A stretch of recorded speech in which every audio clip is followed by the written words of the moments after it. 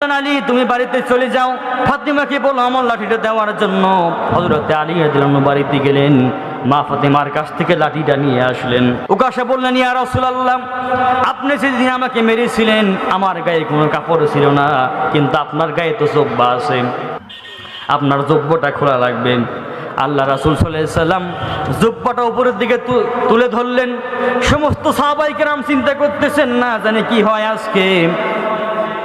এমন সময় হলে তো আল্লাহ রাসূলকে পিছন থেকে গিয়ে জড়িয়ে ধরলেন, আর আল্লাহ রাসূলের দুই কাঁধের মাঝখানে খতমে নবুয়তের মোহর ছিল।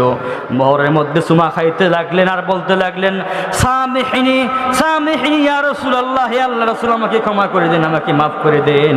ইয়া রাসূলুল্লাহ, আমি চিন্তা করেছিলাম আপনার সেই খতমে নবুয়তের মোহরের মধ্যে কিভাবে চুমা দেওয়া যায়, আমি কোনো উপায় না পেয়ে সর্বশেষ এই চিন্তা করেছিলাম, ইয়া রাসূলুল্লাহ আপনি আমাকে মাফ করে দেন। বলেন সুবহানাল্লাহ।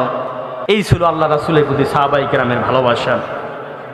আর আমাদের ভালোবাসা, বসে বসে রাসূলের মহব্বতে রবিউল আউয়াল মাসে জিলেবি খাই, বিরিয়ানি খাই, কিন্তু বাংলার জমিনে যেখানে ৯৮% মুসলমান বাস করে, সেখানে আল্লাহ রাসূলকে নিয়ে কটূক্তি করা হয়। নাস্তিক মুক্তাদারা শাহবাগের ময়দানে আল্লাহ রাসূলকে নিয়ে কটূক্তি করে, আর এক শ্রেণীর মুসলমান মসজিদে বসে জিকির করে, মুখের মধ্যে কুল্লুক দিয়ে বসে থাকে। বলেন ঠিক কিনা? সুতরাং রাসূলের মহব্বতে আসলে, প্রয়োজন হলে যদি ডাক আসে, আল্লাহ রাসূলকে, আল্লাহ রাসূলের ইজ্জত সম্মান রক্ষা করার জন্য, আল্লাহ রাসূলের আদর্শকে জমিনে প্রতিষ্ঠিত করার জন্য প্রয়োজন হলে নিজের জীবনটা বিলিয়ে দিব। রাজি আছি সবাই? কারা কারা আছে দুই হাত তুলে দেখান। হাত নামান, নারায়ে তাকবীর।